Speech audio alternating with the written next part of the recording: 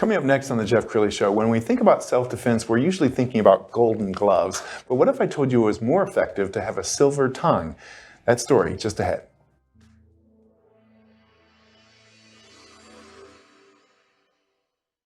Many are predicting that the worst is yet to come, which is unfortunate, said one person here.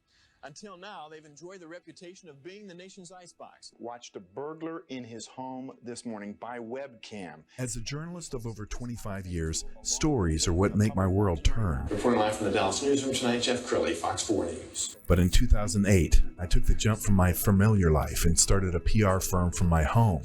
We're talking about anyone with a camcorder like the one I'm using becomes a television network. We started slowly growing the company, and we now have over 100 clients, and we've branched into the world of live digital broadcasting. I now own 8 different TV studios and have a huge team. And the stories that I now get to share are sometimes the most important of my life. Life has a funny way of coming around full circle. This is the Jeff Crilley Show. Well, I can't think of a more important discussion than to talk about personal security. I mean, these days, everything from hacking to your reputation to being assaulted. To talk about that, an expert in self-defense, Jeff McKissack, good friend, Defense by Design. Thanks for coming on the show. Jeff, always a pleasure. Thank you. And we've known each other for at least 2 decades, but I understand you've been speaking for 35 years. 35 years, absolutely. That's amazing. Tell us how your journey began. Really, it started in 1987. I'd graduated from college, and like many 22-year-olds with a college degree, wondering, what am I going to do with my life and my degree? I happened to be at home in Fort Worth with watching TV, and a gentleman came on television. He was an investigative reporter and producer for 2020, 60 Minutes, and NBC News. And this is a man that interviewed Ted Bundy, Henry Lee Lucas, John Wayne Gacy, many of the names we know in crime history. But when he had a chance to interview them, he asked them a question no one had thought to ask them before. Instead of trying to get inside their head, why did you do it? Ken Wooden said, I don't care why you did it. I want to know how you did it. And so from over 1,000 of these interviews he did across the United States in prisons and mental hospitals for the national media, he looked at the patterns that were established from that one simple question and said, wait a second, there are some common lures that are used here that allowed these criminals to get their victims. So it wasn't a gun or knife. It was a good story. And so as I'm watching him at 22, when you have no fear in pre-internet, I handwrote a letter and said, hey, I just saw you on television. I just graduated from college. Is there a chance of me working with you? And scribbled my phone number. Lo and behold, 2 weeks later, he called my parents' home in Fort Worth and said, I want to meet you. So my dad put me on a plane to Vermont. I went up. We just immediately hit it off. And I became his apprentice, working with him in the national media for a number of years, putting stories together for these various shows on various types of either criminal harm or criminal exploitation. So that was really the background and genesis. So a lot of people naturally think that my background was military or law enforcement. No, it was actually working with the media. Yes, and you told me something powerful just before the show. I asked you, when was the last time you actually had to use the skills that you're teaching? And you told me a road rage story. Yeah. Because again, self-defense isn't just about fisticuffs. It's a lot of situations. That's why I know what people mean when they say environmental awareness pertaining to self-defense. But to me, it's more about situational awareness, because you can be in a nice place but have a bad situation arise. And I've told people for decades, there's no such thing as safe or unsafe places. There are only safe or unsafe people. So tell us the road rage story. Yeah. So what happened there was simply, I was in a situation where I accidentally cut someone off in traffic. It happens. And as he came alongside to show me his disdain, we all know that whole play, I waved at him. I said, and I knew, I took ownership. I said, I am so sorry. I'm so sorry. Waving to him. That wasn't enough. So he moved in front of me, the intersection, and sat there. We sat through 3 cycles of red and green lights. And I could see him looking in his mirror back at me. And I knew I was being baited to get out of my car. Why else would he sit there? Cars were honking, going around us, but I was trapped. I couldn't get out of that situation. I waited 3 cycles until finally he gave up and sped away, because he was the first one in the intersection, which told me, especially here in Texas, where we have all kind of laws that allow people to carry things in the car with them, he was trying to bait me out of my car. Yes. And since he was first in the intersection, he could have made a very rapid escape, and I could have been dead. There was no way I was leaving the safety of my car, keeping my ego in check, yes, allow me to go home safely. So Yes. that's a perfect idea of self-defense, but not in the way people typically think of it. Yeah, and I think that's very powerful. That I mean, you do have a silver tongue. You're a professional speaker, but even you didn't want to have that chance of exposure to somebody who could have had a gun. Absolutely. Why put yourself in harm's way? And this is why I've said for years, my goal is to teach you how to spot trouble before trouble spots you. Yes. Let's pull your website up and kind of scroll down it, because I know you have several different industries that you like to speak to, and you also have several different topics. So kind of take us through the things that you're most passionate about talking about these days. Well, the three major areas that I speak about are physical risk, data risk, and reputational risks. And I have to pause on number two when I talk about data risk. And people say, oh, and I just recently spoke at the North Texas Cybersecurity Conference. And people, oh, you deal in cybersecurity. No, I don't. I deal in data security. And even the president of the association, when they first booked me, said, well, wait a second. We thought you talked about cyber. No, I talk about data. He said, okay, what's the difference? I said, I deal with people who hack not your computers, but your people. Impersonation, bribery, blackmail. How do I socially engineer the hacks rather than go through the whole process of technologically hacking a company or an individual? Yes. You let's drill down a little deeper on each one of those. Okay. So reputation risk. In fact, this week I've been posting on LinkedIn, since we're in holiday season and holiday parties. Be careful, not only for physical safety reasons about your drinks and obviously who gives you a drink and what they may slip in a drink and all those things, but let's be honest. We are now living in a social media crazy society that everybody is a roving reporter. And so many times people can get caught in a compromising position and caught on camera, which something goes viral, ends up back at their employer's place of business, and now they lose their job over a foolish situation of either misjudging a situation or misbehavior in a situation. And so a lot of that deals with making people more aware of the roving reporters that we have everywhere today and what you need to do to protect the brand you've created.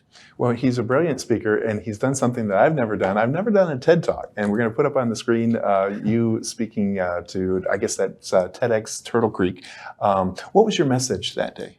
Reinventing the way we assess threat. And that was a national women's conference for TEDx. They did a 3-city tour, and there was part of it filmed here in Dallas down at the AT&T Center. And that was the portion that I contributed to with how do we go about reassessing threat? Again, we think in terms of a threat being a gun or a knife. That's overt.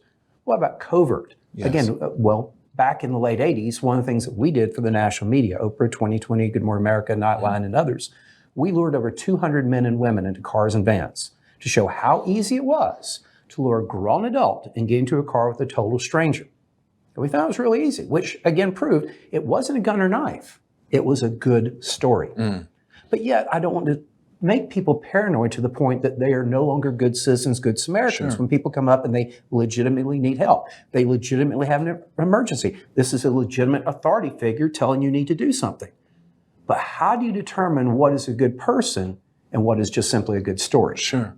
Well, I don't know if this has happened to you, but it seems like these days when I go to a gas station to fill up, often there's somebody there approaching my car. I live in downtown Dallas, buddy. I can't go anywhere pump gas without that happening. And they all have a story. Of course. How do you relate to that? How do you deal with that? I don't relate to it, and I don't engage them. I'm sorry, but I just don't, because again, I know the power of a good story. And more often than not, you're just hearing a good story. It's not an accurate story. It's not a real story. But it's a good story. And the more they elaborate, the more that tells me this probably is not a real story. There's a colloquialism we used years ago, TMI, too much information. And one of the signs that someone is probably deceiving you is when they give you more information than you really should have. Yes. Because what they're saying is, okay, you didn't catch on to part A, let me go to part B. You're not catching on to part B, let me add to part C. The more they talk, the less they're probably being honest. So the person says, hey, my car broke down, I need $20 for a bus pass or something like that. I mean, do you just turn your back and not look at them, or how do you? I would acknowledge them. I will show them respect. I say, I'm sorry, sir. I'm sorry, ma'am, but no. And if the biggest thing is distance, and anybody in law enforcement will tell you this. They talk about the 21-foot rule in law enforcement. Sure. You don't someone within a 21-foot bubble because they will be on you before you have a chance to react. It's just physics. So you always want to be aware of that spatial aspect between you and a would-be potential predator. And if they move, you move. In other words, if they move closer, you move back. But you want to maintain a safe buffer distance that could allow you time to react if you need to. Sure. Well, comes at a time when a lot of Americans are frightened. I think the statistics show more people have applied for a license to carry a gun than ever before in history. What do you say to that person who's afraid? And is going out and getting a weapon the answer? That's a very personal decision. Mm-hmm. I'm neither pro nor anti as far as it goes. It's a very personal decision. If someone chooses to arm themselves with a firearm, I have no issue with that. If they choose to be a conscientious objector and choose some other method, either they go through self-defense, martial arts training, or they get pepper spray, I don't care. I'm agnostic when those things are concerned. I would say you need to have a plan of action, whatever that action may be for you personally. But I don't have a go-to response. I don't believe there's a one-size-fits-all. It's based upon you and your will to act and what you're willing to do in that act. I know one of the industries you do a lot of speaking in is the insurance industry. Tell us why is the insurance industry bringing you in? Because I deal with personal risk to companies. In other words, commercial risk. Where companies are being faced with lawsuits. We just saw one case against a major company for $7 billion in a workplace violence case. $7 billion verdict. Then there was another one I dealt with. It was a $27 million verdict against a major franchise restaurant chain in a situation workplace violence happened in a restaurant. $27 million lost. And these insurance companies are the ones writing the checks. And when they go back and drill down, they're finding out that most of these companies have done nothing to address these potential issues. And that amounts to negligence in court. Got it. So even you coming in giving a course allows them to say, ladies and gentlemen of the jury, we brought an instructor in. There's that. There is a paper trail aspect, and there's more than just doing the training. There's other aspects to it. But to bring someone in who understands what is being required in court to prove due diligence, not just what you did that was minimum, but even above and beyond measures, because that's key. I just recently heard a attorney for one of our sports teams here that was speaking to a group in Dallas. And he said, if you're going into court now and your response is, well, we did what was required, and that was bare minimum, he said, bring your checkbook to court, because every judge and jury now is looking for above and beyond, not minimal response. Yes. You're also very popular with the media.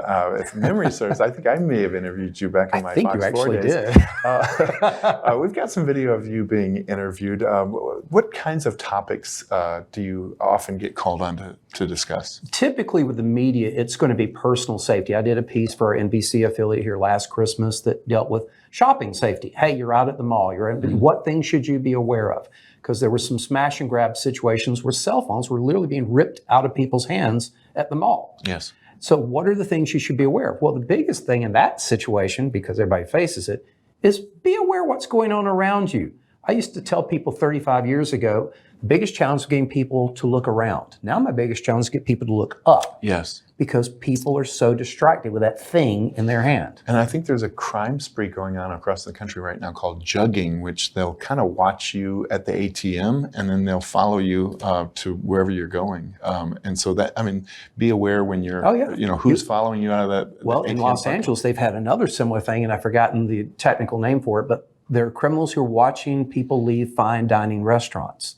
Because obviously if you're paying the bill there, you've got some money at home, and they're following people to home and attacking them in the garage and the driveway, et cetera. So you've got criminals aren't as stupid as most people think they are. They know how to stalk and target their prey. Yes. And so to learn how to get inside their head and learn what are my points of vulnerability, that behooves any individual to know, because again, it's reverse engineering that situation where now instead of hindsight being 20/20, foresight becomes 20/20, and you learn how to spot trouble before trouble spots. Yeah, I'm going to keep zooming at him. So you've been speaking for so long now, 35 years. You're probably having repeat performances in companies over the years. What's your favorite story of a company you helped and you saying to yourself, man, this is why I do this? Well, as far as the response goes, even just a few weeks ago, about a month ago, I did a program. It was an insurance company and a bank and a law firm that brought me in for some of their collective clients. And there was a gentleman there representing one of our more prestigious wealth management companies. And he sent me an email about a day later. He said, I know that what you addressed had to do with our commercial safety, but so much what you talked about, I can apply to personal. When I got home, I sat down with my 16-year-old daughter, and it gave me a great opportunity to talk to her about, honey, it's not going to always be a gun or knife. It could be a good story. It could be a woman that approached you. It could be an elder. He said, all the things you talked about, it gave me an opportunity to educate my 16-year-old daughter. And Jeff, I can't thank you enough as a father of giving me something that allowed me that bonding experience to potentially protect my daughter when I'm not around. Wow. Jeff, that's powerful. Enough said. That's powerful. We're almost out of time. So final thoughts. What would you like to leave people with? Well, I've had people over the years, because this little step of orange I have here on the jacket, an orange ring, and if you go to my website, it's my book, my business card, you see orange, and I've had people over the years, okay, did you go to Oklahoma State? Did you go to Texas? I went, no. They said, what's up with you and the orange? And I tell the story, and this is why I do this. Years ago, I grew up in a little fishing town in North Florida. Fishing was vocation, hunting was recreation. As my older brothers were going dove season hunting with my grandfather, so he gives them their orange vest and their orange hat before they head out into the woods. My middle brother, who was in law enforcement his whole career, but we were kids back then, he gives the vest and the hat back to my grandfather and says, I'm not going to wear it, it looks stupid. My grandfather spoke these words years ago. I've never forgotten on the basis of what I do today and why. He looked at my brother and said, son, it's dove season. When you walk out in those woods, you're either wearing orange or you're wearing feathers. And so my comment, many times I'm speaking to audiences, is I tell that story and said, understand when you leave the places you perceive to be safe, someone is looking at you. The question is, when they look at you, what do they see? Orange or feathers? Make sure you're always the one wearing the orange. Wow. Jeff McKissack, great way to end this show. We're going to end with your website as well, defensebydesign.com, the great Jeff McKissack. Thanks for coming on the show. My pleasure, Jeff. That's it for now. We'll see you next time.